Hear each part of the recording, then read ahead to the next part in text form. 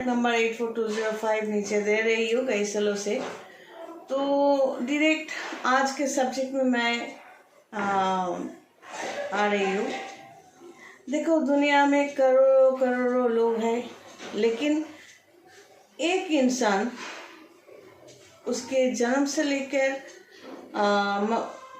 मरते दम तक सिर्फ कुछ इंसानों के साथ ही रिश्ता बनते हैं, मतलब जान पहचान होते हैं। और उसमें जोड़ी भी हो सकते हैं, मतलब गर्लफ्रेंड बॉयफ्रेंड, हस्बैंड वाइफ, माँ बाप, मतलब माँ और औलाद, पिताजी और औलाद, सिबलिंग्स, भाई भाई, भाई बहन, बहन बहन, रिश्तेदार, नेबर्स।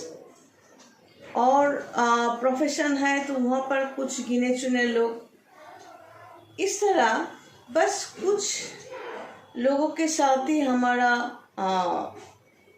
जो लेन देन होता है, मतलब जान पहचान होना, उससे अच्छा रिलेशन बनना या कोई खराब रिलेशन हो जाना, और आखिर में मर जाना।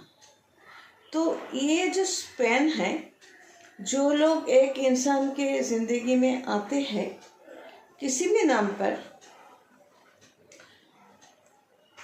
पहली बात तो ये कि आप मानो या ना मानो, ये जो आप मतलब रीइंकार्नेशन, पुनर्जन्म, आप मानो या ना मानो, जो भी है, आप ज्योतिष को मानो या ना मानो, जो भी है, मैं ये समझाना चाहती हूँ कि आपका date of birth, place of birth, time of birth, वो आपके हाथ में नहीं था, ना ही मेरे हाथ में था, ना किसी के हाथ में होते हैं। तो उस टाइम पे वो date of birth, place of birth, time of birth को लेकर एक ज्योतिषी होने के नाते मैं ये कह सकती हूँ कि जो कैलकुलेशन हम करते हैं उसमें आपकी पूरी जिंदगी का हिसाब मिल जाता है, ठीक है।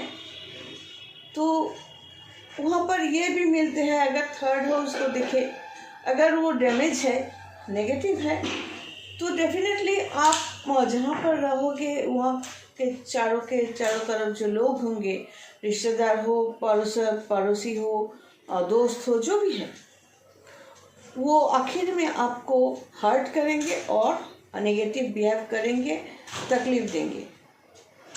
अगर माँ की जगह ज्योतिष में फोर्थ हाउस वो अगर डिस्टर्ब है, तो माँ की तरफ से आपको लगेगा कि माँ बहुत ख्याल रखती है, लेकिन एक्चुअली नहीं, वो बहुत पॉजिटिव है आपको लेकर।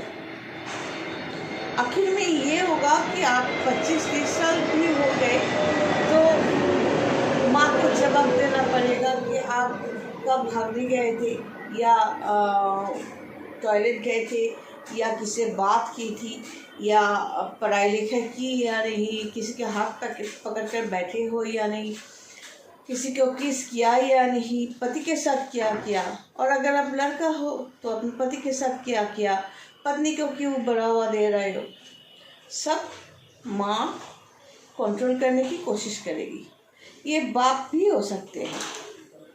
तो बाप अगर ऐसा होते हैं तो वो आप ही के जन्म कुंडली जो बनवाया जाता है, आप ही के date of birth, place of birth, time of birth से 9th और 10th हाउस से, आप ही के प्रोफेशन, वो अगर सर्विस है तो वो 10th हाउस, और भी कनेक्शंस है, बेसिक कनेक्शन को लेकर मैं बात कर रही हूँ।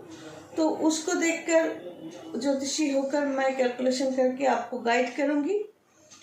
और अगर बिजनेस है तो 7th हाउस को देखकर, तो सब कुछ उसमें होते हैं, उस चार्ट में। बर्थ चार्ट जो बनवाते हैं, मैं बनवाती हूँ, ज्योतिषी लोग बनाते हैं with the help of date of birth, place of birth, time of birth. ये 3 चाहिए होता है, और मुझे तो हाथ की रेखाई भी चाहिए और फ्रंट फेस पिक्चर भी चाहिए। तो ये हमारे लास्ट जन्म में या उसके पिछले जन्म में किसी के साथ एक रिलेशन फिनिश नहीं हुआ, कुछ कर्म और फल बाकी रह गया था, तो वो इस जन्म में पूरा करने के लिए उसको भी आना पड़ेगा, आपको भी आना पड़ेगा। तो ये किसी के साथ भी, मुझे और मेरे साथ जिसका रिलेशन कार्मिक जो हाउस वो बाकी रह गया है, तो इस जन्म में वो फुलफिल करने के लिए हमें आना पड़ेगा।